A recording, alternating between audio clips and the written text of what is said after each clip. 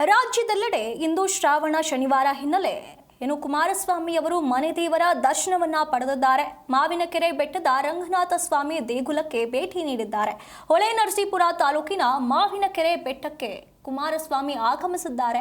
ಕುಮಾರಸ್ವಾಮಿಗೆ ಸಹೋದರ ಎಚ್.ಡಿ. ರೇವಣ್ಣ ಕೂಡ ಸಾಥ್ ನೀಡಿದ್ದಾರೆ. ದೇವಾಲಯದಲ್ಲಿ ವಿಶೇಷ ಪೂಜೆಯನ್ನ ಸಹೋದರರು ಸಲ್ಲಿಸಿದ್ದಾರೆ.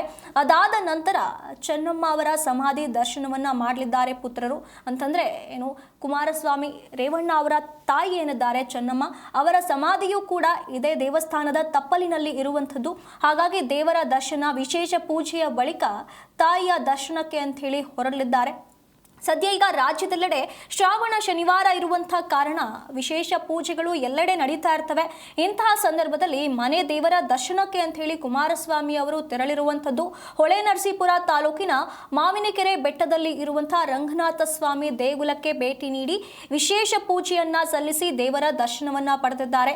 ಇಲ್ಲಿ ಅವರಿಗೆ ಸಾಥ್ ನೀಡಿದ್ದಾರೆ ಅವರ ಸಹೋದರ ಎಚ್.ಡಿ. ರೇವಣ್ಣ ಅವರು. ಇದಾದ ಬಳಿಕ ಇಬ್ಬರೂ ಕೂಡ ಚೆನ್ನಮ್ಮ ಅವರ ಸಮಾಧಿ ದರ್ಶನವನ್ನ ಪಡೆಯಲಿದ್ದಾರೆ.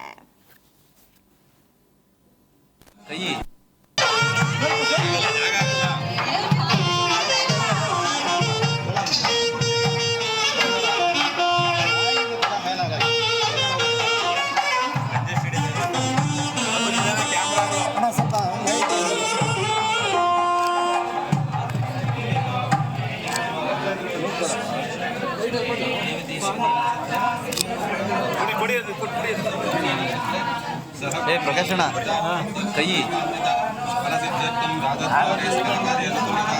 ಬ್ರದರ್ ನೀವು ಮೊಬೈಲ್ ಮೇಲೆ ಕೈ ಹಾಕಿಬಿಡಿ.